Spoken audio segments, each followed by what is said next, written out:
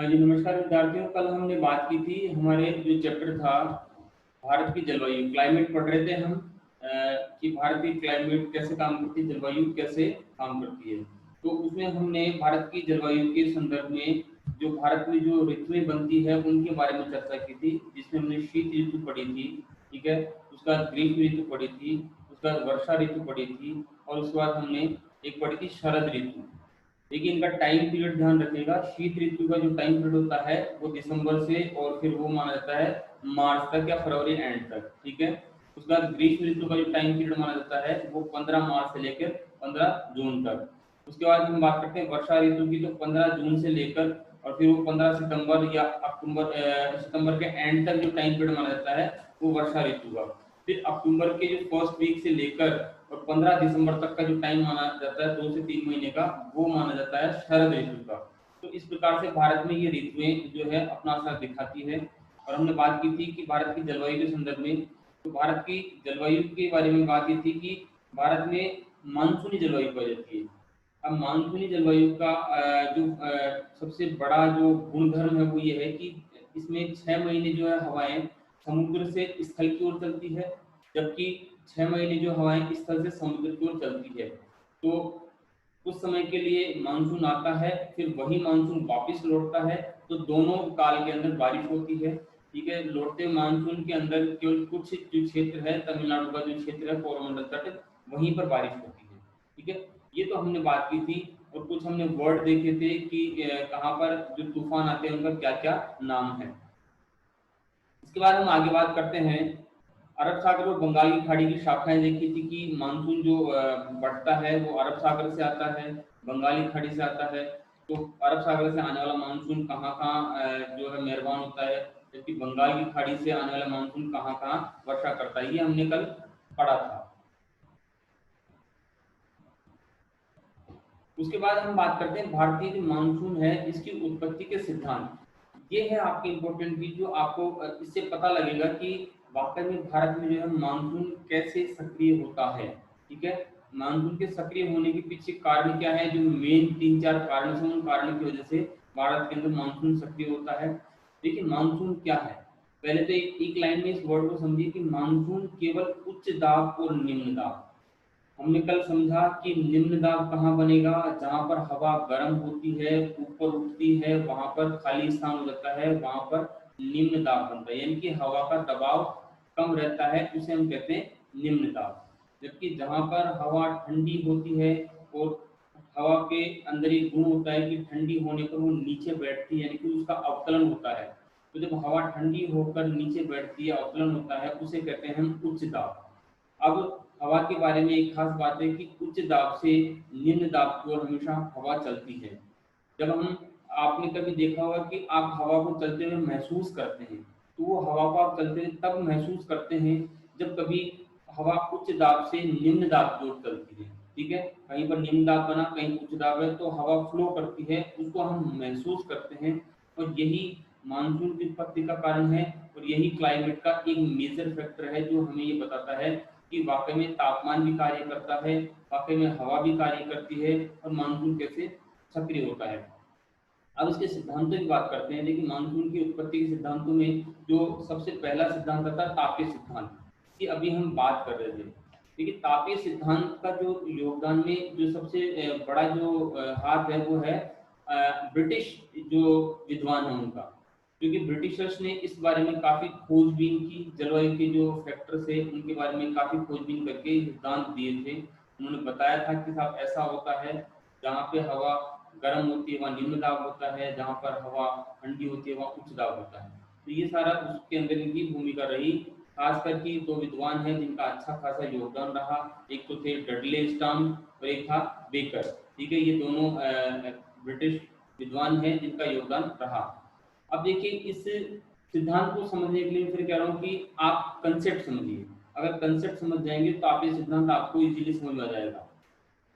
तापीय सिद्धांत क्या है कि ताप, जहां पर टेम्परेचर है, ताप है, वहां पर हवा का जो है अवकलन या उत्थान, ये है। जैसे मान लीजिए हवा, हम बात करते हैं विषुवत रेखा वाले क्षेत्र की। तो विषुवत रेखा वाले क्षेत्र में जब टेम्परेचर यानी कि सूर्य की किरणें सीधी पड़ती है, तो तापमान अधिक होने की वजह से तापमान अधिक होने की वजह से हवा गर्म होकर ऊपर उठती है और वहां पर निम्न दाब का उत्थान होता है, ठीक है।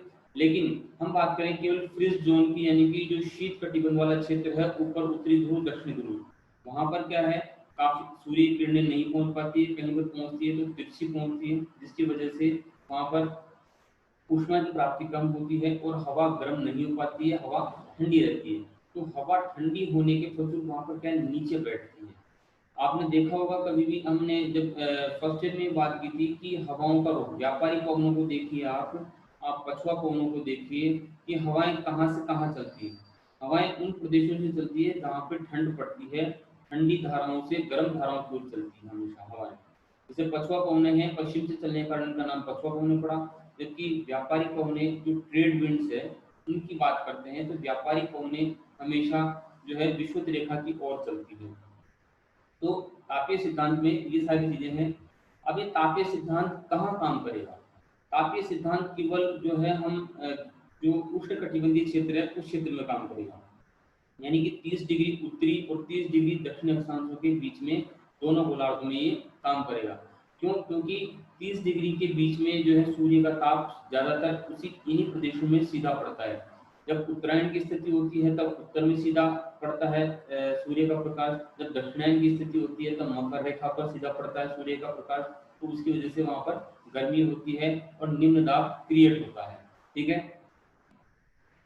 तो उत्तरायण की स्थिति में जब निम्न दाब उत्तर में बनेगा, उत्तरायण की स्थिति में जब सूर्य कर्क रेखा पर सीधा चमकता है तो वहां पर हवा गर्म होकर ऊपर उठती है। ऊपर उठने के फलस्वरूप वहां पर निम्न दाब बनेगा।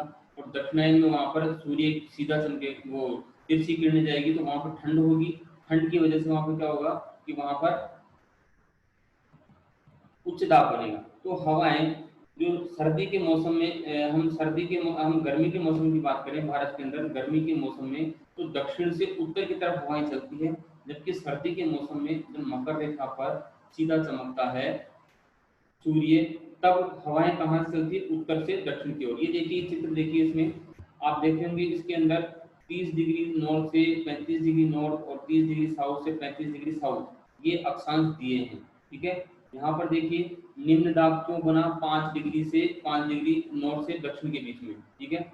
ये इसलिए बना क्योंकि यहाँ पर सीधी किरणें पड़ी, हवा गर्म होकर ऊपर उठी, यहाँ पर क्या बना, निम्न दाब। अब जहां पर 30 से 35 डिग्री अक्षांशों के बीच में उच्च दाब बना था, वहां से हवा चलनी शुरू होती है। तो ये व्यापारिक हवा या ट्रेड विंड्स का इस तरीके से चलती है, उच्च दाब के क्षेत्र से निम्न दाब की तरफ, ठीक है। दक्षिण में देखें तो दक्षिणी पूर्वी व्यापारिक कोण कहा जाता है इनको। उत्तर में देखें तो उत्तर पूर्वी व्यापारिक कोण कहा जाता है। इनकी डायरेक्शन देखिए, ये उत्तर से और पूर्व से आ रही है, ठीक है। नीचे दक्षिण में देखोगे तो दक्षिण से पूर्व की तरफ से आ रही है।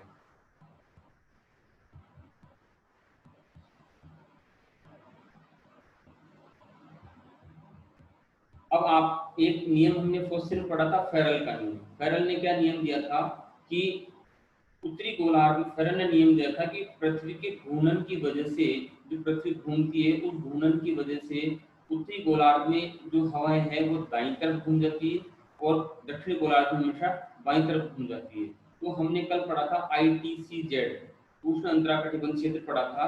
तो उसका रोल ये था कि जब सूर्य उत्तरायण की स्थिति में होता है तब उसका विस्तार कहाँ होता है, उत्तर गोलार्ध में। तो वहां पर निम्न दाब की स्थिति बनती है, ठीक है। तो हवाएं दक्षिणी गोलार्ध से और उत्तरी गोलार्ध की ओर जो है उष्ण कटिबंधीय वाले क्षेत्र में चलती है।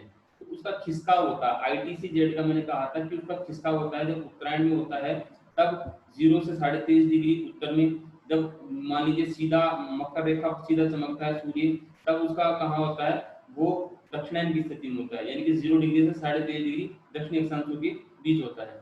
तो फेरल के नियम के अनुसार जब उत्तरायण की स्थिति में जब व्यापारिक हवाएं चलती है तो व्यापारिक हवाएं जब उसका ITCZ का खिसकाव होता है उत्तर की तरफ, अब इसका खिसकाव होता है तराई क्षेत्र तक, हमारा जो 30 डिग्री अक्षांश है भारत का वहां तक, ठीक है।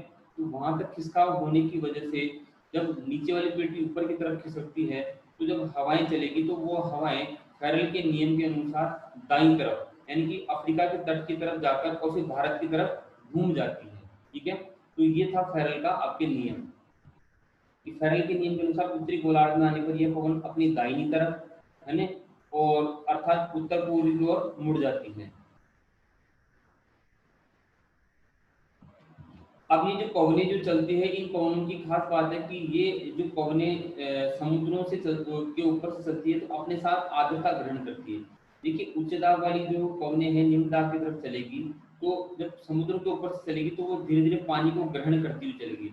अब पानी को ग्रहण करती हुई जब तक वो किसी चीज से टकरा नहीं जाती तब तक वो वर्षा नहीं करती है। लेकिन जब वो कॉन्टिनेंट यानी कि महाद्वीपीय क्षेत्र में पहुंचती है, वहां पर पर्वतों से टकराती है या धरातलीय किसी भाग से टकराती है, तो वहां पर वो बरसात करती है। बरसात होने का कारण यही है कि जब तक मानसूनी पवनें या जो पवनें चल रही है आर्द्रता लिए हुए, वो किसी चीज से टकराती नहीं है, तब तक क्या है वो बारिश नहीं कर पाएगी। तो ये जो पवनें होती है समुद्र के ऊपर से आती है, इसलिए इनमें जलवाष्प होती है। ठीक है, वो जलवाष्प ही तो बारिश की बूंदों के रूप में गिरती है। तो ये भारतीय उपमहाद्वीप में दो भागों में बढ़कर वर्षा ऋतु आती है। हमने बात की थी भारत के अंदर दो भागों में बढ़ती है कि जो दक्षिण से हवाएं चलती है वो दक्षिण पश्चिम मानसून के रूप में हमारे यहाँ भारत में सक्रिय होती है केरल के तट पर। ठीक है, और इसकी दूसरी शाखा है जो अंडमान निकोबार द्वीप समूह यानी कि बंगाल की खाड़ी में सक्रिय होती है। तो वहां पर उत्तरी पूर्वी भाग है जो असम मेघालय वाला जो क्षेत्र है उस क्षेत्र में बारिश अधिक करती है। तो अरब सागर की शाखा वाला जो मानसून है वो भारत के पश्चिमी भाग में बारिश करता है। और हम बंगाली खाड़ी की शाखा वाला जो मानसून है उसकी बात करें तो भारत के पूर्वोत्तर राज्यों में और तराई क्षेत्र में बरसात करता है। जैसे जैसे ये जो मानसूनी पवनें हैं धरातली क्षेत्र में आगे बढ़ती है, इनमें पानी की मात्रा कम होती जाती है। इसका रीजन ये है कि मान लीजिए कोई मानसूनी पवनें हैं किसी क्षेत्र से टकराती है, टकराने के बाद वो बरसात कर देती है, तो उसमें पानी की मात्रा कम हो जाएगी और वो आगे बढ़ेगी धीरे धीरे, उनमें और धीरे धीरे कम होती जाएगी। तो पानी की मात्रा कम होने से उसमें शुष्कता बढ़ती है, यानी कि शुष्क हो जाती है, वो सूखी हो जाती है।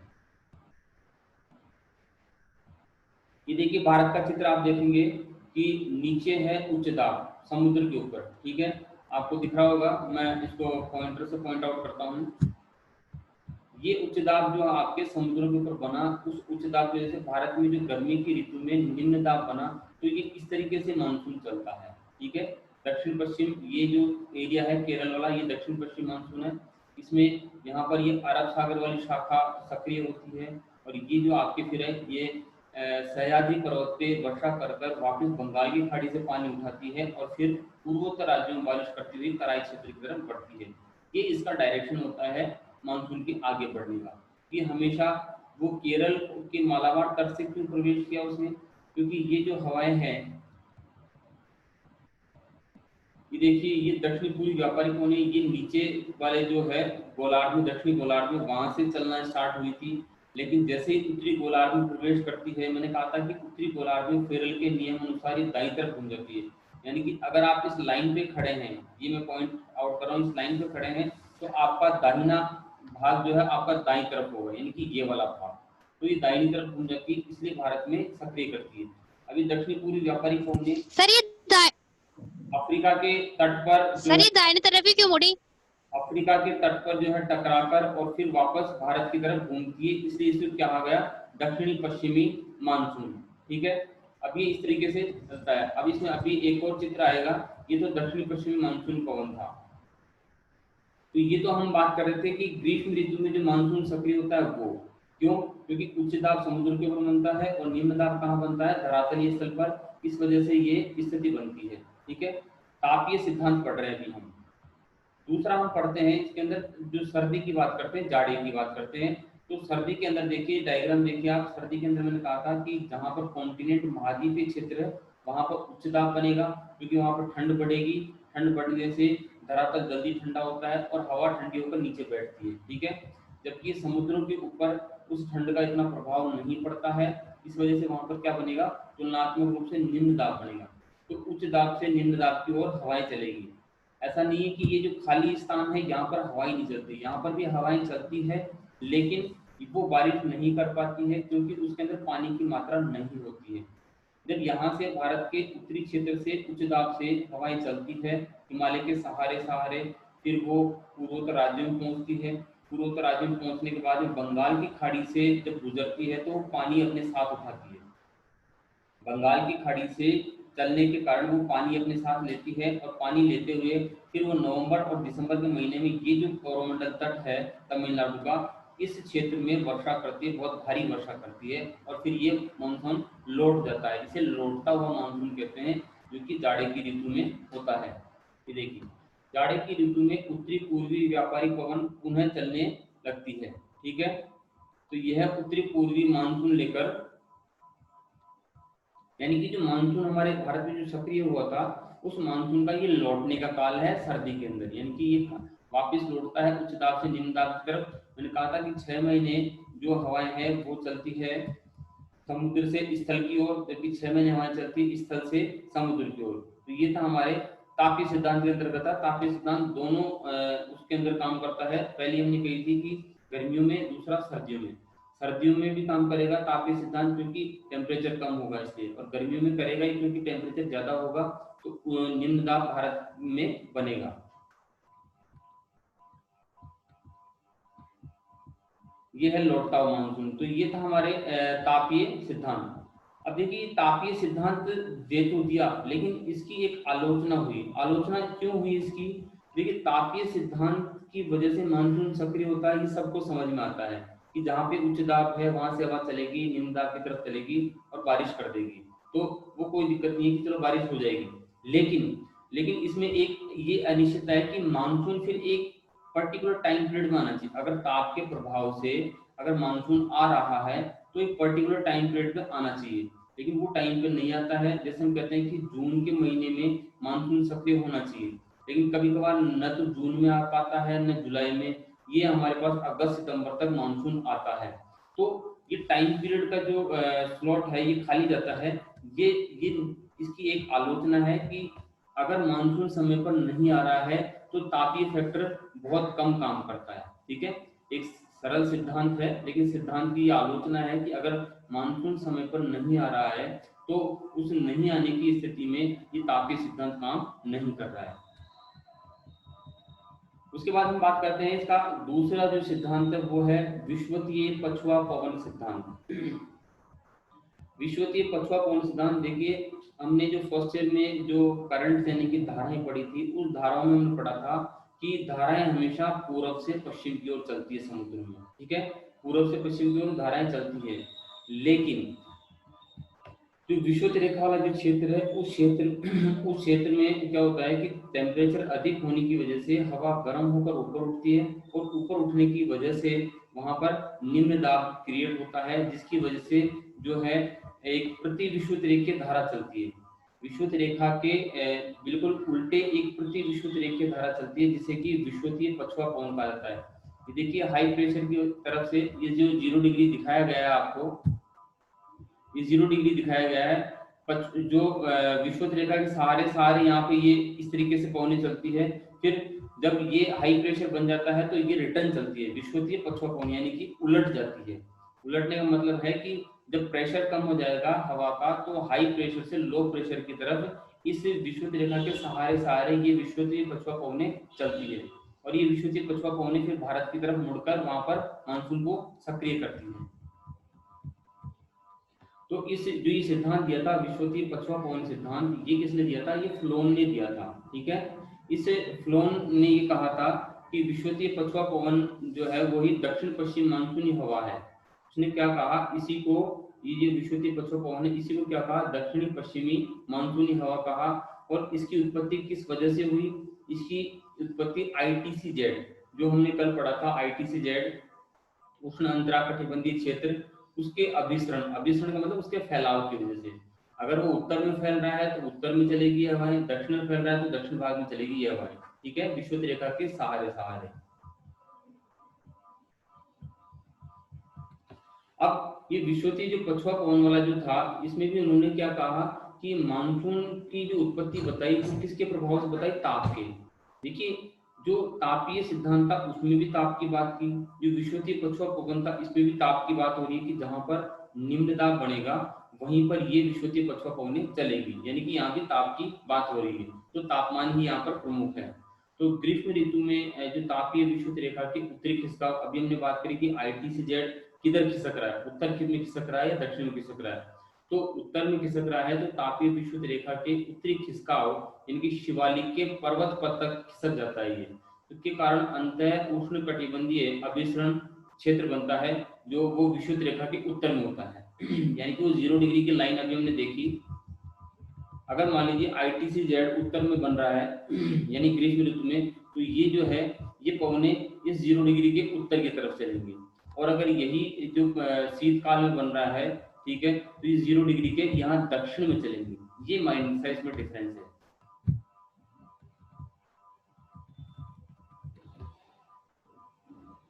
तो विषुवतीय जो पछुआ पवन है अपनी दिशा संशोधित कर भारतीय उपमहाद्वीप पर बने निम्न भार यानी कि लो प्रेशर की ओर प्रभावित होती है, और इसी की वजह से वहां पर भारत के अंदर बारिश होती है। इसे भारत में मानसून द्रोणी कहा जाता है। भारत में जो ये पछुआ पवन है ये के प्रभाव से जो बारिश होती है इसे मानसून द्रोणी के नाम से जाना जाता है।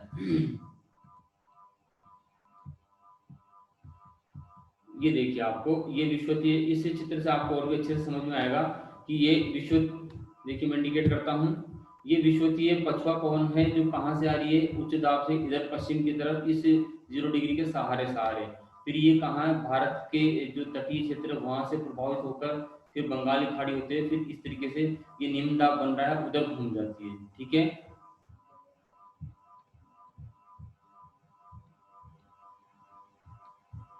जो व्यापारिक, इस चित्र में आप देख रहे होंगे कि व्यापारी पवने हैं, इधर दक्षिणी पूर्वी व्यापारी पवने जा रही है, ये उत्तरी पूर्वी व्यापारी पवने जा रही है, ये दोनों आपस में टकराकर और फिर इस तरीके से ये विषुवतीय पछुआ पवन का रूप ले लेती है जो कि भारत की तरफ मुड़कर और फिर मानसून को सक्रिय करती है। ये था विषुवतीय पछुआ पवन सिद्धांत। ठीक है, तो विषुवतीय पछुआ पवन सिद्धांत की बात करें या तापीय सिद्धांत की बात करें, दोनों ही किसकी बात करते हैं, टेम्परेचर यानी कि तापमान की, कि तापमान से प्रभावित होकर ही मानसून भारत में सक्रिय होता है। अभी और भी 2-3 कंसेप्ट आएंगे, उनको समझिए।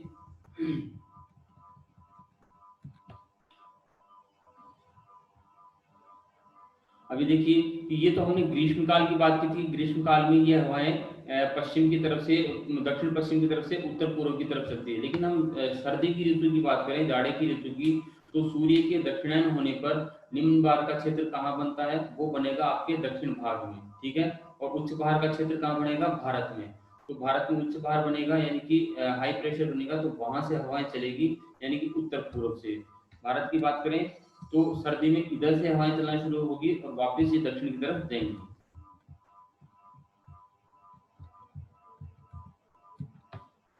ये था आपके पहला सिद्धांत तापीय सिद्धांत। दूसरा था आपके जो विषुवतीय पछुआ पवन सिद्धांत जो भी ताप से संबंधित था। तीसरा आता आपके जेट स्ट्रीम सिद्धांत।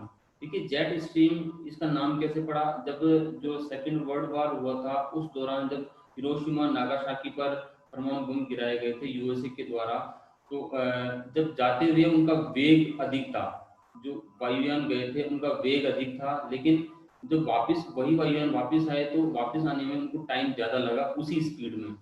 तब वहां के जो भूगोलवेत्ता थे वो आश्चर्यचकित हुए कि टाइम का डिफरेंस क्यों आया, क्योंकि आपको पता है वायुयान हमेशा जो सौरमंडल है इसकी ऊपरी सीमा में उड़ते हैं, यानी कि लगभग 17 से 18 किलोमीटर की ऊंचाई पर। तो जब वो वापस आए तो उन्हें टाइम लगा, उसका अवलोकन किया गया, तो उस अवलोकन से पता लगा कि लगभग 10-11 किलोमीटर से लेकर 18 किलोमीटर तक वहां पर बहुत तेज गति से पवनें चलती है, जिसे उन्होंने जेट विमान के आधार पर उसका नाम क्या दिया, जेट स्ट्रीम उसका नाम दिया। तो ये जेट स्ट्रीम उसके आधार पर नाम पड़ा। अब ये जेट स्ट्रीम जो है हमारे मानसून को कैसे प्रभावित करती है, कैसे सक्रिय करती है, तो इसका कंसेप्ट समझिए कि जेट स्ट्रीम हमेशा ऊपर चलती है। जेट स्ट्रीम हमेशा कहाँ चलती है, जो 10-12 किलोमीटर से लेकर 18 किलोमीटर जो सौरमंडल का जो पार्ट है उसमें चलती है, उसके नीचे हमारी मानसूनी पवनें चलती है। तो जेट स्ट्रीम और जो मानसूनी पवनें हैं ये मानसूनी पवनों को धकेलने का काम करती है। लो प्रेशर हाई प्रेशर जहाँ बनता है वहां पर ये इसको धकेलने का काम करती है। आप ये समझते हो कैसे, जो जेट स्ट्रीम का जो सिद्धांत दिया था वो ईएस ने दिया था। ठीक है, और जेट स्ट्रीम की जो इसकी ऊंचाई होती है वो ऊपरी वायुमंडल 9 से 18 किलोमीटर के बीच में होती है, तीव्र गति से चलती है ये वायु प्रणाली, और इसकी जो अधिकतम सीमा है वो गति है वो है 340 किलोमीटर प्रति घंटा, ये इतनी इसकी स्पीड होती है। अभी जेट स्ट्रीम्स क्या करती है, ये एक आवरण के रूप में काम करती है, यानी कि पृथ्वी को ढके हुए है।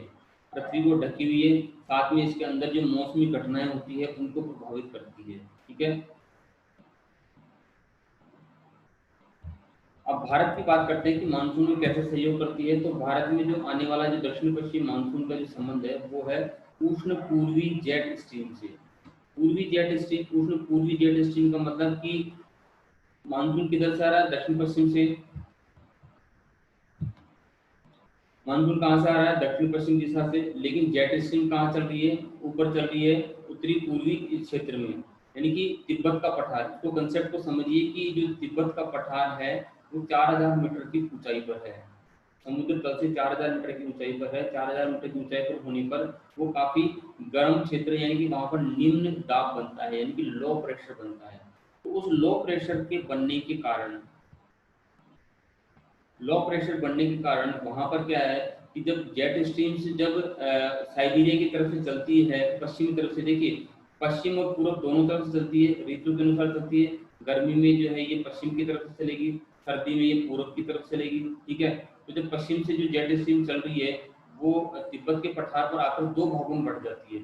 एक तो साइबेरिया की तरफ मुड़ जाती है और दूसरी भारत की तरफ मुड़ जाती है। तो ये जेट स्ट्रीम ये भारतीय मानसून में सहायता प्रदान करती है कि जहाँ भी जो तिब्बत का पठार है लो प्रेशर बनता है वो उसको दो भागों में डिवाइड करता है। अब डिवाइड होने की वजह से ये मानसून को आगे खिसकाने में काम देती है। अब ये किन अक्षांशों के बीच में चलती है, ये चलती है 8 डिग्री नॉर्थ से 35 डिग्री नॉर्थ वाले अक्षांशों के मध्य। देखिए जेट स्ट्रीम्स की हम बात करें तो जेट स्ट्रीम ज्यादातर जो है धरातलीय क्षेत्र के ऊपर वाले भाग में चलती है। जैसे समुद्र के ऊपर जो भाग है उन भागों में जेट स्ट्रीम्स नहीं बन पाती है। उसका रीजन ये है क्योंकि वहां पर समुद्र के ऊपर हाई प्रेशर लो प्रेशर दोनों में डिफरेंस बहुत कम होता है। जबकि हम कॉन्टिनेंट महाद्वीपीय क्षेत्रों की बात करें तो वहाँ पर जो हाई प्रेशर लो प्रेशर उसका अंतर काफी होता है। अगर ठंड पड़ेगी तो उससे उच्च दाब बनेगा, और अगर गर्मी पड़ेगी तो उससे निम्न दाब बनेगा, और दोनों का डिफरेंस काफी ज्यादा होगा। दोनों डिफरेंस की वजह से ये हवाएं काफी तीव्र गति से चलती हैं।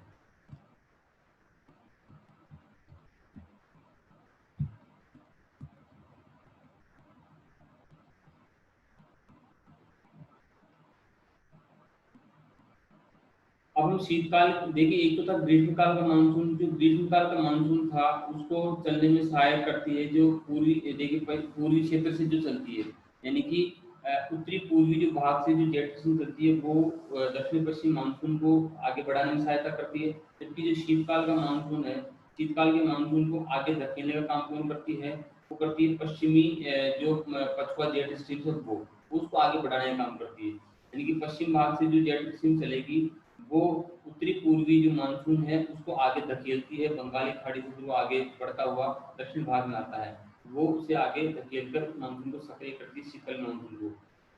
जो पश्चिमी जेट स्ट्रीम है वो शीतकाल के मानसून को सक्रिय करती है, जबकि पूर्वी जेट स्ट्रीम की बात करते हैं वो दक्षिणी पश्चिमी जो मानसून है ग्रीष्मकाल का मानसून उसको आगे धकेलने का काम करती है या उसमें सहायता प्रदान करती है।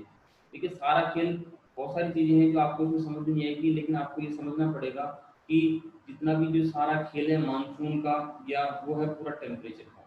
जितना टेम्परेचर कम ज़्यादा हो रहा है उस टेम्परेचर के वेरिएशन की वजह से हवाएं चलती है, और हवाएं चलने की वजह से ये सारा जो है मानसून प्रभावित होता है। देखिए शीतकाल में जो उपोष्ण पश्चिमी, ये मैं डायग्राम से दिखाता हूँ आपको, ये देखिए ये पछुआ जेट स्ट्रीम से पश्चिम से चल रही है, ये वाली जो आपके शीतकाल में चलती है, ये जेट स्ट्रीम से जो पश्चिम से चल रही है। अब यहाँ पे देखिए ये आपके, मैं पॉइंट आउट करता हूँ, ये यहाँ पर ये वाला जो भाग है ये तिब्बत का पठार वाला क्षेत्र है।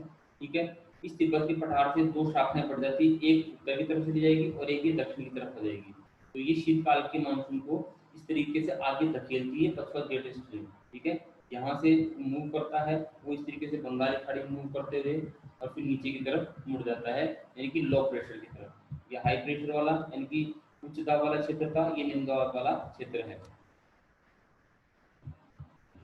तो शीतकाल में जो है उपोष्ण पश्चिमी जेट स्ट्रीम, उपोष्ण का मतलब होता है उष्ण और शीतोष्ण कटिबंध का जो संक्रमण क्षेत्र है वो उपोष्ण। तो वहां पर पश्चिम दिशा से जो जेट स्ट्रीम चलती है वो संपूर्ण पश्चिम तथा मध्य एशिया में पश्चिम से पूर्व दिशा में प्रवाहित होती है। किधर से होती है, पश्चिम से पूर्व दिशा की ओर प्रवाहित होती है, जो कि इन पवनों को आगे खिसकाने में सहायता करती है। तिब्बत का जो पठार है उसके मार्ग में अवरोध पैदा करता है, इसे दो भागों में बांट देता है। एक शाखा ऊपर की तरफ चली जाती है, उत्तर के उसके समानांतर चलती है, तथा दूसरी शाखा हिमालय के दक्षिण में पूर्व की ओर अग्रसित हो जाती है। तो ये जो शाखा है, ये है फरवरी में लगभग 25 डिग्री उत्तरी अक्षांश के ऊपर होती है। यानी कि ये इसका टाइम पीरियड बताया है कि ये जो शाखा है ये कहाँ पर 25 डिग्री उत्तरी अक्षांश के ऊपर होती है, फरवरी के माह में। दाब स्तर बताया है इसका, मिलीबार में नापा जाता है इसको, यानी कि इसका जो दाब होता है कितना 200 से 300 मिलीबार होता है। पश्चिमी जो विक्षोभ है, हम सर्दी के अंदर जो मावट की बात करते हैं, पश्चिमी विक्षोभ की जो हवाएं हैं उनको भी ये जेट स्ट्रीम अपने साथ लाती है और भारत में बरसात कराती है। भूमध्य सागर में जो चक्रवात बनते हैं, उस चक्रवात की वजह से भारत में जो बारिश होती है, मावट होती है, वो इसी जेट स्ट्रीम की वजह से होती है।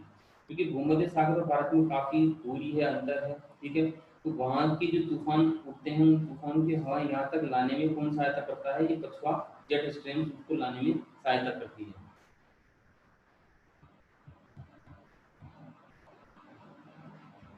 और ऐसा कब होता है? जब हमने कल बात की थी कि अगर मान लीजिए सर्दी के टाइम में, रात्रि के टाइम में जो है टेम्परेचर बढ़ जाता है, तो फिर वो विक्षोभ जो है, यानी कि इनके आने का सूचक है, मावट के आने का या पश्चिमी जेट स्ट्रीम वाले विक्षोभ के आने का सूचक है।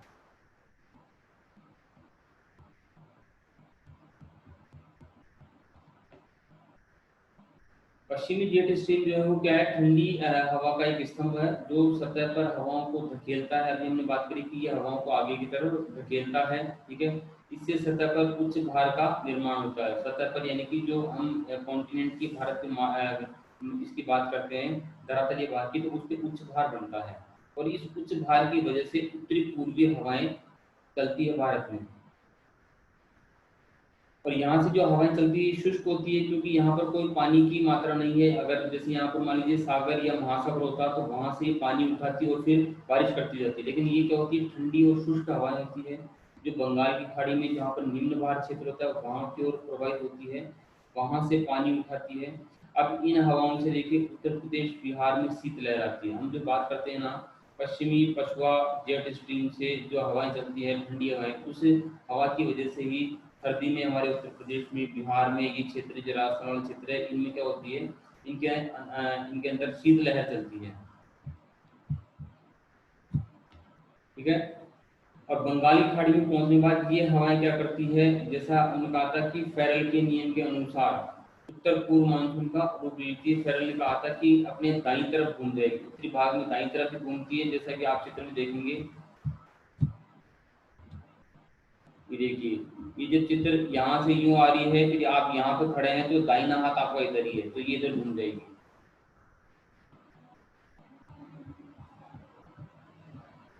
उत्तर उत्तर पूर्व मानसून का रूप ले लेती है। जब पवन तमिलनाडु के तट पर पहुंचती है तो बंगाल की खाड़ी से ग्रहण किए जलवाष्प की वर्षा करती है। मैंने कहा था कि ये बंगाली खाड़ी से जलवाष्प को ग्रहण करती है, और की हुई जलवाष्प, ग्रहण की हुई जलवाष्प को जो है ये क्या करती है? तमिलनाडु के जो कोरोमंडल तट है वहां पर इसकी वजह से वो बारिश करती है शीतकाल में, जो नवंबर दिसंबर के महीने में होती है।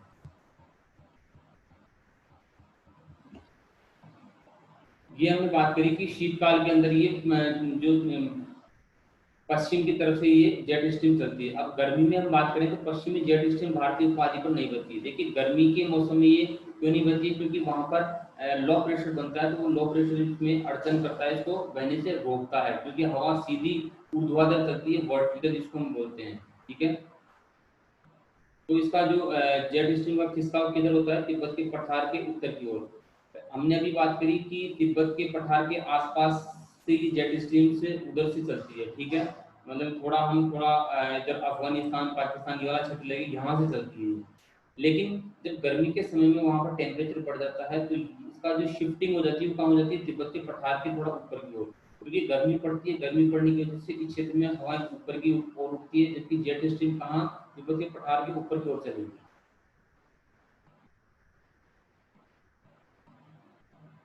अब गर्मी के मौसम में जैसे मैंने कहा था कि जो ये है पूर्वी जेट स्ट्रीम चलती है, शीतकाल में जो है पश्चिमी जेट स्ट्रीम चलती है, जबकि गर्मी के मौसम में क्या है? पूर्वी जेट स्ट्रीम चलती है, ठीक है। तो इसकी उत्पत्ति का जो कारण है मध्य एशिया एवं तिब्बत के पठारी भागों के अत्यधिक गर्म होने को, क्योंकि वो प्रदेश गर्म हो जाता है, लो प्रेशर बनता है, तो साइबेरिया वाले भाग से जो ठंड होने के कारण वहां से पूर्वी भाग की तरफ वो हवाएं चलती है। तो तिब्बत के पठार से गर्म होकर ऊपर उठने वाली हवाओं में क्षोभ मंडल के मध्य भाग में घड़ी की सुई की दिशा में चक्रीय परिसंचरण प्रारंभ हो जाता है। एक चित्र आएगा, ये देखिए, ये तो थी पछुआ जेट स्ट्रीम, हमने बात करी थी जो कि शीतकाल में चलती है, ठीक है। और ये हमने बात करी थी पूर्वी जेट स्ट्रीम जो कि ग्रीष्म में चलती है। तो ये एक सर्किल बन जाता है पूरा, ठीक है, ये सर्किल इस तरीके से बन जाता है और ये धाराओं में बढ़ जाता है, जैसे शीतकाल में बढ़ा था तिब्बत के पठार की वजह से। वैसे ही बात करें तो ये जो